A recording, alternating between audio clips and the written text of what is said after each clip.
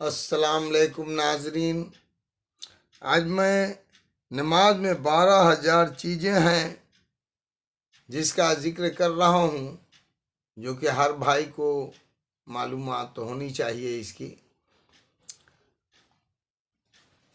شروع کر رہا ہوں۔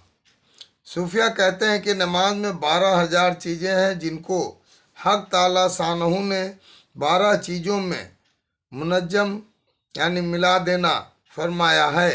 ان 12 کی رعایت ضروری ہے تاکہ نماز مکمل ہو جائے اور اس کا پورا فائدہ حاصل ہو۔ یہ 12 حسب ذیل ہیں۔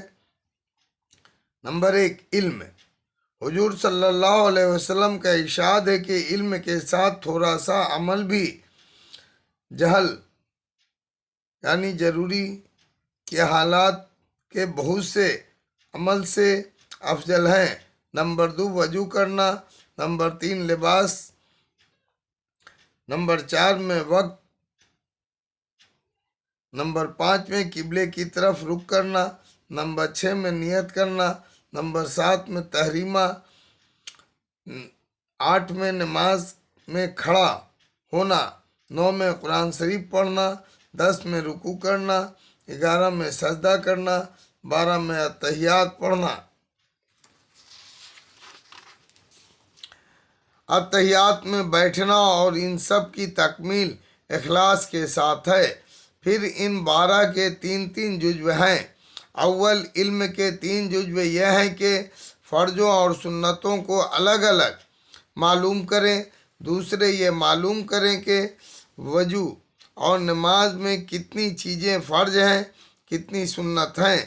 تیسرے، یہ معلوم کریں کہ شیطان کس کس مکر یعنی دھوکہ چال سے نماز میں رکھنا یعنی رکاوٹ ڈالتا ہے۔ اس کے بعد وضو کے بھی 3 جزو ہیں۔ اول، یہ کہ دل کو کینہ، کپٹ اور حسد سے پاک کریں، جیسا کہ ظاہری اعضاء کو پاک کر رہا ہے۔ دوسرے، ظاہری اعضاء کو گناہوں سے پاک رکھیں۔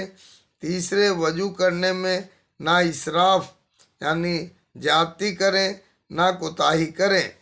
پھر لباس میں بھی 3 جزو ہیں۔ اول، یہ کہ حلال کمائی سے ہو۔ دوسرے، یہ کہ پاک ہو۔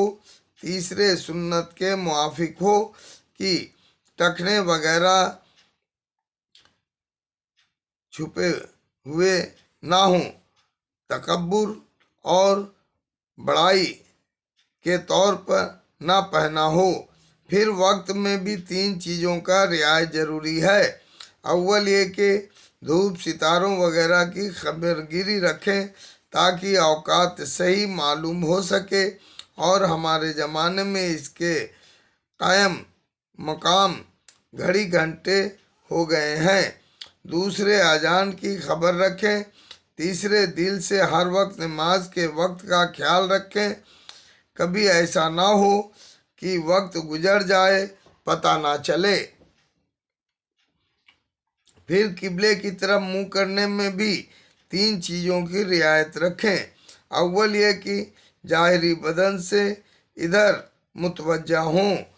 دوسرے، یہ کہ دل اللہ کی طرف متوجہ ہو، رکھیں کہ دل کا کعبہ وہی ہے۔ تیسرے، مالک کے سامنے جس طرح ہمتاً متوجہ ہونا چاہیے اس طرح متوجہ ہوں۔ پھر نیت سے بھی 3 چیزوں کی محتاج ہیں۔ اول، یہ کہ کون سی نماز پڑھ رہا ہے۔ دوسرے، یہ کہ اللہ کے سامنے کھڑے ہیں اور یہ دیکھتا ہے۔ تیسرے، یہ کہ وہ دل سے حالت کو بھی دیکھتا ہے۔ پھر تکبیر تحریمہ کے وقت بھی 3 چیزوں کی رعایت کرنا ہے۔ اول، یہ کہ لفظ صحیح ہو۔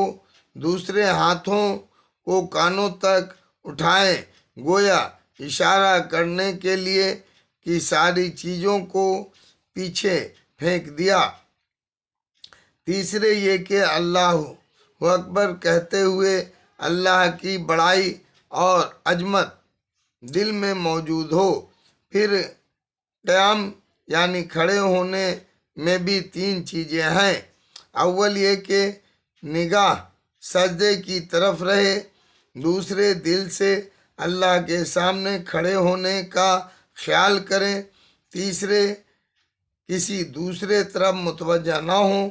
کہتے ہیں کہ جو شخص نماز میں ادھر ادھر متوجہ ہو تو اس کی مثال ایسی ہے جیسے کوئی شخص بڑی مشکل سے دربانوں کی منت سماجت کر کے بادشاہ کے حضور میں پہنچے، اور جب رسائی ہو اور بادشاہ اس کی طرف متوجہ ہو تو وہ ادھر ادھر دیکھنے لگے۔ ایسی صورت میں بادشاہ اس کی طرف کیا توجہ کرے گا؟